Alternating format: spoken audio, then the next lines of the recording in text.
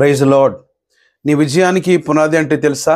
అయితే రండి, జయించిన వారిని వెళ్ళి అడిగి తెలుసుకుందాం.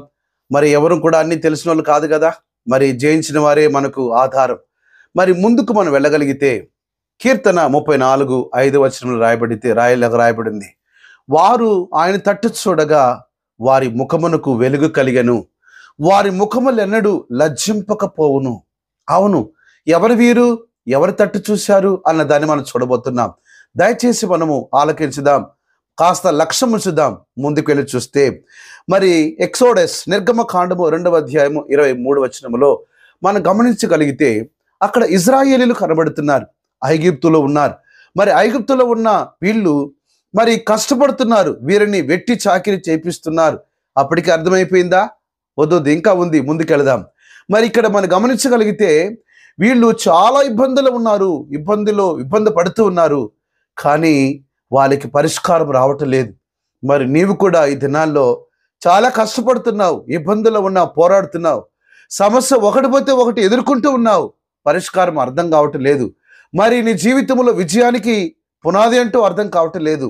మరి జయించిన వారు ఏం చేశారో ఒకసారి మనం గమనించగలిగితే, కాస్త క్షుణ్ణంగా గమనించగలిగితే మనకు అర్థమవుతుంది. నాకు అన్ని తెలిసి నేను ముందుకెళ్ళిపోతే ఏమో అర్థం కాదు. ఏంటి వీళ్ళు చేసిన పని అనంటే, వారు ఒకటి గుర్తుపట్టారు. ఏంటనంటే, మనము మనుషుల తట్టు చూడకూడదని గుర్తుపట్టారు. ఏ మనిషి కూడా చూసినా మనకు జయాన్ని ఇవ్వలేడు. ఎందుకంటే మన చేతిలో అయిన ఆయుధాలు లేవు, రథాలు లేవు, మనకు తగినంత అధికారం లేదు, మన ఒక బానిసలమి అని గుర్తుపట్టి వాళ్ళు ఎవరిని లక్ష్యం ఉంచారంటే, ఆకాశమును భూమిని కలుగు చేసిన దేవుని మీద లక్ష్యం ఉంచారు. అవును సహోదరుడా, సహోదరి, నువ్వు ఏ కులమైనా కావచ్చు, ఏ మతమైనా కావచ్చు, మొత్తానికి సమస్యలో ఉన్నావుగా. మరి ఈ సమస్యకు పరిష్కారం ఏంటో తెలుసా? ఈ పరిష్కారానికి పునాది ఏంటో తెలుసా? ఆకాశమును భూమిని కలుగు చేసి అందులో మనిషిని నిర్మించిన దేవుని వైపు చూడడమే పరిష్కారానికి మొదటి మూల కారణం.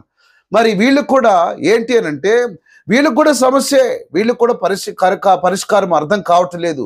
మరి వీళ్ళు ఏం చేశారు అనంటే, వాళ్ళు మొట్టమొదట దేవుని ముఖాన్ని చూడడం అలవాటు చేసుకున్నారు, దేవుని తట్టు చూడడం అలవాటు చేసుకున్నారు.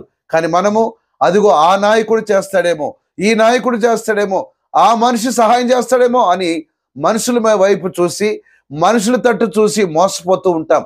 కొన్నిసార్లు అవమానాలు కూడా పొందుతూ ఉంటాం. అలా నువ్వు కూడా అవమానం పొందేవా? అలా నువ్వు కూడా మోసపోయావా? అయితే దేవుడు నీతో మాట్లాడుతున్న మాట ఏంటంటే, అదిగో నా ప్రజలు ఇజ్రాయేలీలు, వారు కూడా బానిసత్వంలో బ్రతికారు, వారు కూడా కష్టపడ్డారు, కానీ వారు నా ముఖము చూడడం నేర్చుకున్నారు. ప్రియమైన సహోదరుడా, మరి నీవు మనుషుల ముఖాన్ని చూడడం ఇది మాను, దేవుని తట్టు చూడడానికి ఇష్టపడు. మరి ముఖం చూస్తే తెలిసిపోద్దా? మరి ఏం చేశారు వాళ్ళు అనంటే, మొరపెడుతూ వచ్చారు. ముఖాన్ని చూడడం మాత్రమే కాదు, వాళ్ళు మొరపెడుతూ వచ్చారు. దాన్నే ప్రార్థన అంటారు. మరి మాకు ప్రార్థన తెలియదండి. ప్రార్థన అంటే ఏమీ లేదు. నీ బాధని, నీ కష్టాన్ని పక్కన వ్యక్తితో ఎలాగైతే పంచుకుంటావో అదేలాగనే నువ్వు మోకరించి ఆకాశము తట్టు చేతులెత్తి, మరి దేవుడు వింటున్నాడనే విశ్వాసముతో నీ సమస్యనంతను కూడా ఆయనతో పంచుకో. ఆయన అక్కడ చూస్తే మనం గమనించగలిగితే, వారి మొర ఆయన యొద్దకు చేరేను అని రాయబడింది. అవును, నీ మనస్సు హృదయము నిండా నీవు దేవుని తట్టు చూసి నిశ్చయముగా ఆయనకు సహాయం చేస్తాడని ఆశతో, ఆసక్తితో హృదయముల నుండి నువ్వు ఆయన తట్టు చేసే మొర, ఆయన వైపు చూసే చూపు ఖచ్చితంగా ఆయన తాకుతుంది. ఖచ్చితంగా ఆయన మనం గమనించగలిగితే 2:25 వారిని చూచెను అని రాయబడింది. ఆయన చూచెను. ఎవరైతే మొరపెట్టారో, ఎవరైతే ఆయన ముఖాన్ని చూశారో, దేవుడు వారి తట్టు తిరిగి చూచాడు. దేవుడు చూడడం మాత్రమే కాదు, వారి యందు లక్ష్యముంచాడు. అనగా వారి జీవితంలో ఉన్న సమస్యని పరిష్కరించడానికి గట్టి తీర్మానం దేవుడు తీసుకున్నాడు. ఏ విధము చేతనైనా వారిని బానిసత్వం నుంచి విడిపించాలని కోరుకున్నాడు. ప్రియమైన సహోదరుడా, సహోదరి, నువ్వు ఏ పాపములోనికి బానిసగా మారిపోయావో నీకు తెలుసు, ఏ పాపానికి దాసులయ్యావో నీకు తెలుసు. అందు నుంచి విడుదల పొందలేక కృంగిపోతున్నావా? అందులో నుంచి జయం పొందలేక కృంగిపోతున్నావా? అయితే ఇదిగో పునాది, గుర్తుపట్టు. ఏంటి ఆ పునాది? నీ సృష్టికర్త వైపు నీ కనులెత్తు. ఆయన ముఖాన్ని చూడడం నేర్చుకో. ఆయన వైపు చూసి మొరపెట్టడం నేర్చుకో. ఇదిగో ఇక్కడ వీరికి కూడా ఆయుధాలు లేవు, రథాలు లేవు అనగా వాళ్ళు జయం పొందడానికి ఎలాంటి ఆధారం లేదు. నీ జీవితంలో కూడా అనేక సార్లు ప్రయత్నం చేసి ఓడిపోయావు. అయితే ఇదిగో ఈ ప్రయత్నం ఒకసారి ప్రయత్నించి చూడు. ఏంటి ఆ ప్రయత్నము? ఆకాశమును భూమిని కలుగు చేసిన దేవుని తట్టు చూడడం నేర్చుకో. ఆయన వైపు చూసి మొరపెట్టు. ప్రభువా, ఫలానా పాపములని ఉన్నాను, ఫలానా కష్టములని ఉన్నాను, ఫలానా దుఃఖములో ఉన్నానయ్యా, నీ ఒక్కడివే విడిపించగలవు, నీ ఒక్కడివే రక్షించగలవని నీవు గుర్తుపట్టి మొరపెట్టగలిగితే మరి ఖచ్చితంగా ఆయన చేసి పని ఏంటి తెలుసా? ముందుకు వెళదాం. అక్కడ మనం గమనించగలిగితే ఆయన వారిని లక్ష్యముంచెనని రాబడింది. లక్ష్యముంచెను.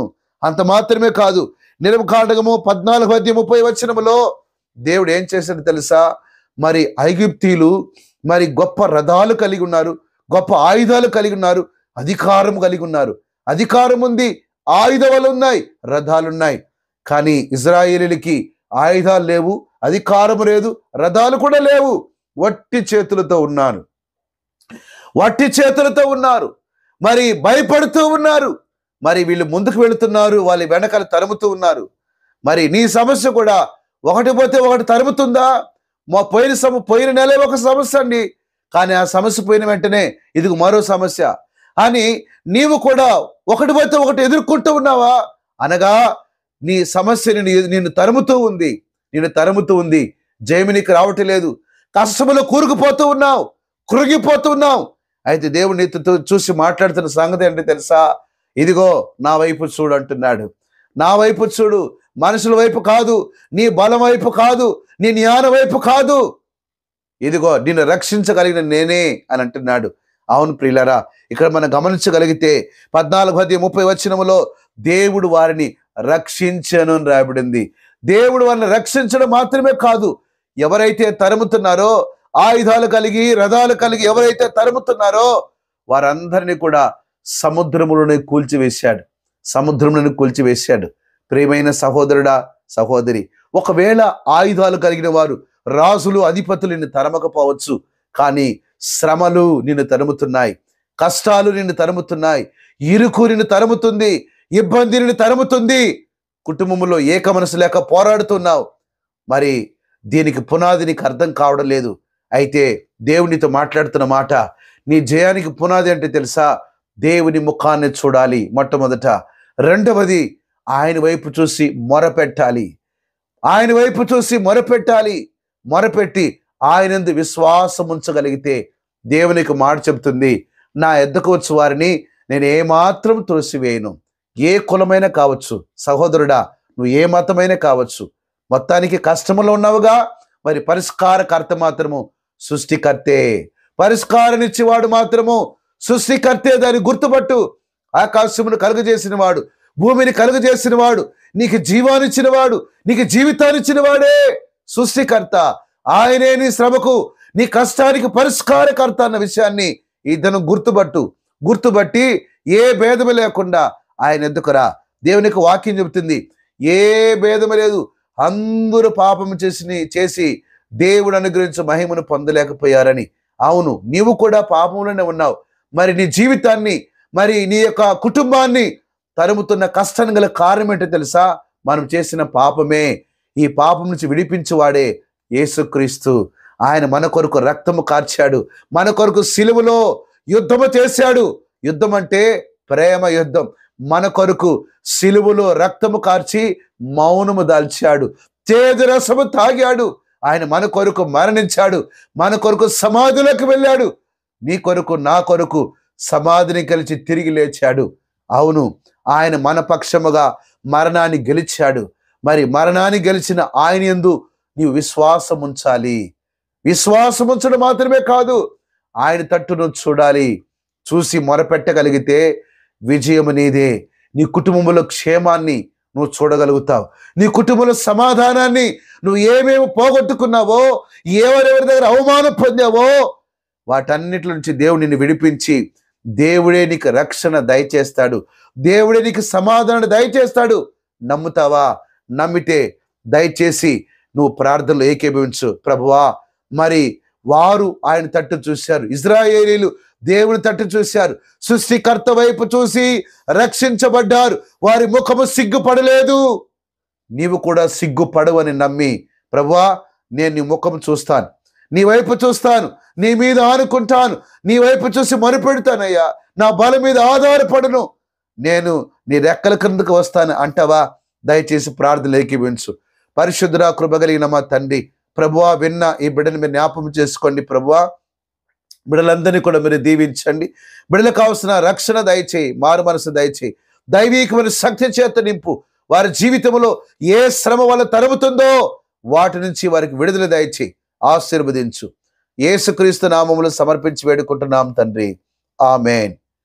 అవును ప్రియులారా, మరి ఈ మాట మీరు ఆలకించారు, వెళ్ళి ప్రయత్నించి చూడు, నిశ్చయముగా దేవుడిని ఆశీర్వదిస్తాడు. God bless you. Praise the lord.